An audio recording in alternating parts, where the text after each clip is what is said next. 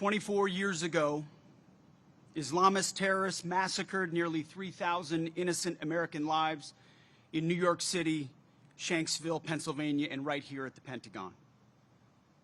The building you see behind me, the War Department, was targeted in an act of savage evil. And today on these hallowed grounds, we gather to honor those victims and heroes with the resolve to never forget. We gather to pay tribute to the first responders who charged into the flames and up the stairs, to those trapped on planes fighting their final fight, and to the families whose lives were forever altered by that fateful day. Like everyone in this audience, I remember exactly where I was when that first tower was struck. A college junior with a fresh set of Army fatigues in my dorm room closet, having just joined Army ROTC. Like too many Americans, I was naive to the threats brewing abroad and infiltrating our shores. But from that day forward, I felt an unshakable call to action, a duty to defend our sacred homeland with everything I had. Like all of you, 9/11 was the ultimate validator to serve. But I was not alone. An entire generation of warriors stepped forward, willing to pay the ultimate price to exact retribution and secure our country. Forged in the crucibles of Afghanistan and Iraq, we stood watch in distant lands on dangerous missions, often, in retrospect, nebulous missions, all to secure our people and so we could live in peace. War is an enduring aspect of the human condition, a tool that, when wielded wisely, ruthlessly punishes enemies intent on terrorizing or subjugating our nation. War must not become a mere tool for global social work, eager to risk American blood and treasure for utopian fever dreams. We should hit hard, wreak vengeance, and return home. For 2 decades, our warriors fought with valor every day, far from home, even though sometimes their leaders gave them nation-building missions and half-baked exits. Thankfully today, we have an American military that President Trump has now rebuilt twice. Yet despite the weight of history, the Department of War will always honor the service of our warriors and all they left behind, never straying from the warrior ethos they and those on 9/11 embodied and deserve. We best honor their memory and the memory of 9/11 by learning the correct lessons of that day and the decades of courage that followed. Full hearts, clear eyes. To every member of our War Department, past and present, you are the best, the real elite, the real 1% of this nation.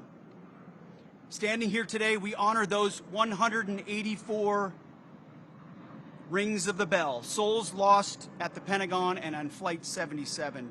Even as first responders were grossly outnumbered by the wounded, many ran toward the chaos, cared for the injured, and comforted the dying. It was bedlam. But in that moment, American heroism was laid bare. That purpose, that spirit lives on in uniform today. Despite such tragedies, our republic endured. It endured that day. It endured on Flight 93, charging that cockpit, and at the Pentagon. It endured over those Islamists. It endured over 2 decades of war, and it endured stronger, wiser, and tougher, forged by the blood and courage of patriots. Our job now is to ensure that future generations inherit a strong and vigilant America. 9/11 is vivid for me and all of you, but it will soon live only in the history books for our youngest. We must teach our children that the price of freedom we love is eternal vigilance.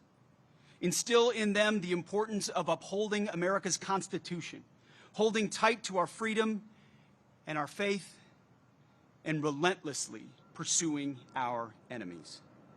Prepare them to defend this nation by the ballot, the wallet, and when necessary, the cloth of our country, because the world remains a viper's nest. It requires us. As I speak, hostile elements plot to curb our power and slaughter our people in our homeland, in our hemisphere, and halfway around the globe. Not everyone needs to wear a uniform, but some of us do. That is our profession and our promise to this nation. In closing, a reading from Scripture, Romans chapter 5, verses 3 through 4. We rejoice in our sufferings, knowing that suffering produces endurance, endurance produces character, and character produces hope. On this day, 24 years ago, we suffered. In the years since, we have endured.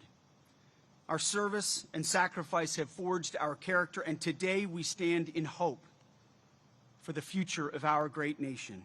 The young soldiers who take the oath give me hope.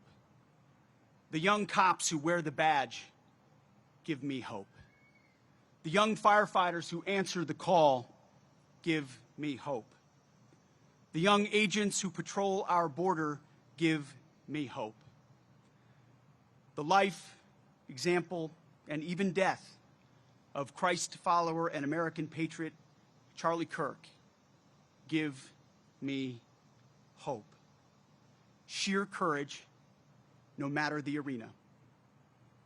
Charlie, we love you. We know that you have heard the Lord's words. Well done, good and faithful servant. Full heart, clear eyes.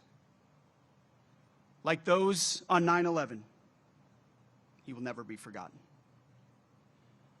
So I thank God for all of you and all of our fighters from that day to today and beyond. May God bless our warriors as they ruthlessly seek our enemies on behalf of the fellow citizens they love. We owe you and all of those who witnessed 9/11 nothing less. It is now my great honor to introduce to you our Commander-in-Chief